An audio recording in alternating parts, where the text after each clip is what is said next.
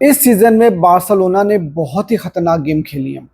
हर week Barcelona 2 games खेलती है और इस सीजन में जब जब बार्सिलोना टेस्ट हुई है, बारसा ने बहुत ही अच्छे से रिस्पॉन्ड किया है और बारसा ने अपनी खतरनाक मैचेस को जीत कर दिखाया। मैं जब भी प्रीव्यू बनाता हूं तो हमेशा यही बात बोलता हूं कि यार बहुत ही खतरनाक गेम आने वाला है, बारसा को ये करना चाहिए वो करना चाहिए। लेकिन ऑनेस्टली एक बात बताऊं, बेतिस वाला गेम वाकई में खतरनाक गेम है और इसके पीछे रीजन है गोट एंटनी। देखो यार, एंटनी की जो मैं बात कर रहा हूँ ना, ये एंटनी वही प्लेयर है जो कि मैनचेस्टर यूनाइटेड में एक मीम मटेरियल बन के रह गया था और मीम मीम से कब वो रियलिटी बन गया किसी को पता ही नहीं चला। जैसे ही वो मैनचेस्टर यूनाइटेड को छोड़कर रियल बेतिस को ज्वाइन करता है, उसके बाद से भाई एंटनी, जिसको हम मीम्स में या मजाक में बोलते थे कि गॉट एंटनी, उसने भाई गोट लेवल परफॉर्मेंसेस देनी शुरू कर दी हैं।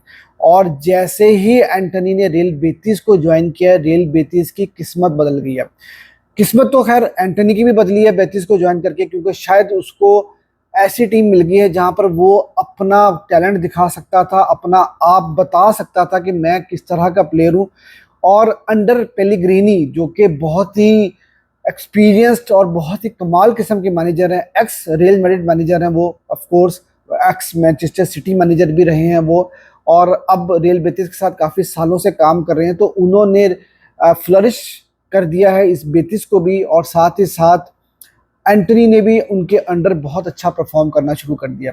अगर हम स्टैट्स को लेकर चले ना, तो जब से एंटनी ने बेतिस को ज्वाइन किया है तब से अगर हम देखें तो ला लीगा टेबल के ऊपर नंबर 1 पे बार्सिलोना है और सेकंड पोजीशन के ऊपर आते ही है रियल बेतिस। और एंटनी के ज्वाइन करने के बाद से सेकंड हाईएस्ट पॉइंट्स जो है वो अचीव किए हैं रियल बेतिस ने ला लीगा सीजन में। तो ये एक बहुत बड़ी बात है।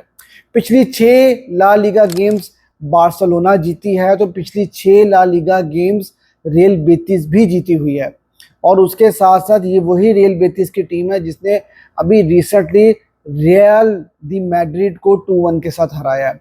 तो हम रियल बेतिस को हल्के में नहीं ले सकते। लेकिन एक अच्छी खबर ये ज़रूर है बार्सिलोना के लिए कि इसको इस गेम के लिए अवेलेबल नहीं होंगे, क्योंकि पिछली गेम में उनको रेड कार्ड हो गया था, I mean accumulated yellow card हो गए थे, तो जिसकी वजह से वो आज बार्सिलोना की गेम में अवेलेबल नहीं होंगे, जो कि मैं समझता हूँ कि कहीं ना कहीं बार्सिलोना के लिए एक साइन ऑफ रिलीफ ज़रूर है, क्योंकि इसको लास्ट टाइम भी बारसा के अगेंस्ट बहुत अच्छा खेले थे।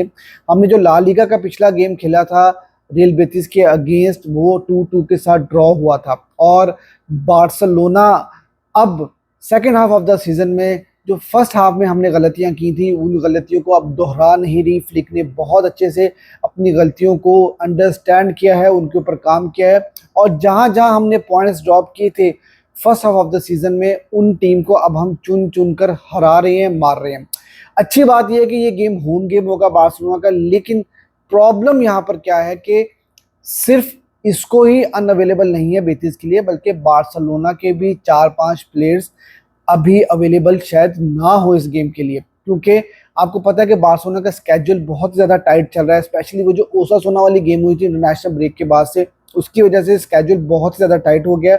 और बार्सिलोना ने मिड वीक में चैंपियंस लीग का गेम भी खेलना है, डॉर्टमंड वाला, और अभी हमने रिसेंटली एटलेटिको मैड्रिड वाला गेम भी खेला था, जहां पर बार्सिलोना फिजिकली बहुत ज़्यादा चैलेंज भी हुई थी। लेकिन उस गेम के बाद से कुछ ज़्यादा अच्छी खबरें आ नहीं रही बारसा प्लेयर्स को लेकर, क्योंकि काफ़ी सारे प्लेयर्स जो हैं वो थोड़ा इंजरी का शिकार हुए पड़े हैं। अब 5 प्लेयर्स के बारे में बात हो रही है कि बार्सिलोना के प्लेयर्स ऐसे हैं जो डाउटफुल हो सकते हैं इस रियल बेतिस वाली गेम को लेकर। उसमें लामीन यमाल शामिल है। ये आपको याद होगा लामीन यमाल के उनको बहुत बुरी तरह से स्टैंप मारा था लॉन्गले ने, और उनके टांग से खून भी निकल रहा था। उसके साथ साथ गावी, अगर आपको याद होगा, उन्होंने पिछला मैच नहीं खेला था, बल्कि उनको स्टार्ट कराना चाहते थे फ्लिक रिपोर्ट्स के मुताबिक, लेकिन उनके नी में कुछ प्रॉब्लम थी, कुछ पेन थी, जिसकी वजह से वो गेम उन्होंने नहीं स्टार्ट किया था, तो शायद वो इस गेम के लिए भी अवेलेबल नहीं होंगे। इनिगो मार्टिनेज के बारे में भी ये न्यूज़ आ रही है कि वो भी थोड़ा सा डिस्कम्फर्ट में है। कुबार्सी के बारे में भी न्यूज़ है कि वो उनको भी थोड़ा सा कुछ डिस्कम्फर्ट है। एरिक गार्सिया के बारे में भी कुछ ऐसी न्यूज़ आ रही है कि उनको भी कुछ इश्यूज चल रहे हैं। और रफीनिया के बारे में भी न्यूज़ आ रही है कि उनको भी अभी थोड़ा सा एक प्रॉब्लम है। तो देखते हैं कि बार्सिलोना लाइनअप किस तरह से अपनी मेंटेन करेगी इस गेम के लिए और कौन से प्लेयर्स जो है वो बारसा के खेलेंगे। अब ये जो प्लेयर्स हैं इनके बारे में कहा जा रहा है कि ये डाउटफुल हैं, और कंसीडरिंग कि हमने चैंपियंस लीग का गेम खेलना है तो उसके हिसाब से अगर हम बार्सिलोना की टीम बनाते हैं कि क्या टीम बार्सिलोना की हो सकती है, फ्लिक कौन से प्लेयर्स को खिला सकते हैं, तो थोड़ा सा मुश्किल हो जाएगा, थोड़ा सा चैलेंजिंग हो जाएगा। क्योंकि बार्सिलोना और फ्लिक क्या कर रहे हैं सीजन में कि आपके ऐसे प्लेयर्स जिनके हिस्ट्री रिकॉर्ड ज़्यादा अच्छे नहीं है इंजरीज को लेके, उनको साथ साथ रेस्ट भी करा रहे हैं। और लेकिन जो रिपोर्ट्स मैंने आपको बताई है, अगर हम इन रिपोर्ट्स को मानकर चलें तो प्रॉब्लम तो है।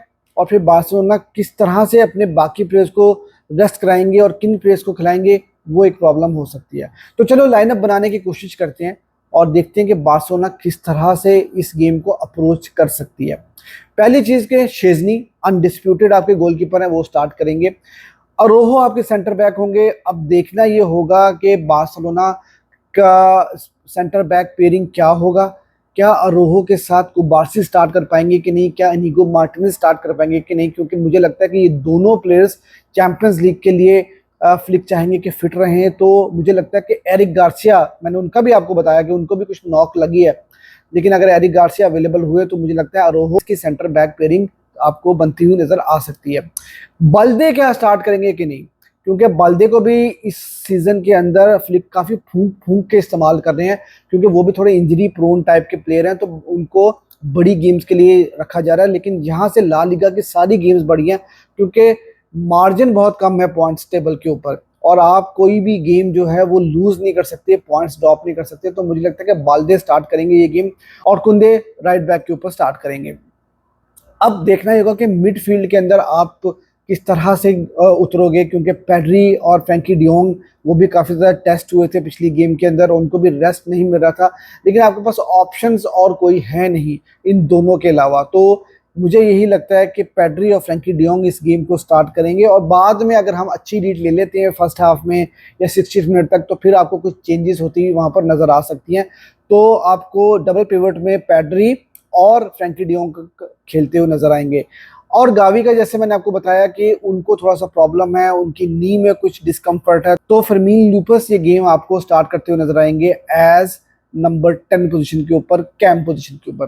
फ्रंट थ्री यहाँ पर थोड़ा सा प्रॉब्लम हो सकता है कि अगर लामीन यमाल को रेस्ट कराया जाता है। देखो लामीन यमाल ऐसे प्लेयर हैं जो कि कभी भी बेंच पे बैठना पसंद नहीं करते, और पिछली गेम में भी जब उनको अब बेंच कराया जा रहा था तो वो ज़्यादा खुश नज़र नहीं आ रहे थे। लेकिन फ्लिक जानते हैं कि उनको किस तरह से टीम को मैनेज करना है, उनको फिट रखना है प्लेयर्स को, और अपनी मेन जो की गेम्स हैं, चैंपियंस लीग जैसी गेम्स हैं, वो उन गेम्स के लिए आपको अपने प्लेयर्स को स्टेबल रखना है। तो मुझे लगता है कि हो सकता है अगर लामीन यमाल को ज़्यादा स्वेयर इंजरी नहीं है तो वो स्टार्ट भी कर सकते हैं, लेकिन अगर ज़रा सा भी डाउटफुल हुआ फ्लिक को लामीन यमाल को लेकर तो उनको रेस्ट कराया जा सकता है, और आपको रफीनिया यहाँ पर स्टार्ट करते हुए नजर आ सकते हैं, और आपको स्ट्राइकिंग पोजीशन के ऊपर स्टार्ट करते हुए नजर आ सकते हैं लेवेंडोस्की, क्योंकि पिछला गेम उन्होंने स्टार्ट नहीं किया था, और ये गेम हो सकता है कि उनको स्टार्ट कराया जाए। और फेरान टोरेस आपको लेफ्ट विंग के ऊपर खेलते हुए नजर आ सकते हैं, क्योंकि आप देखो फेरान टोरेस को पिछला गेम स्टार्ट कराया गया था और उन्होंने तकरीबन 1 घंटे की गेम खेली भी थी।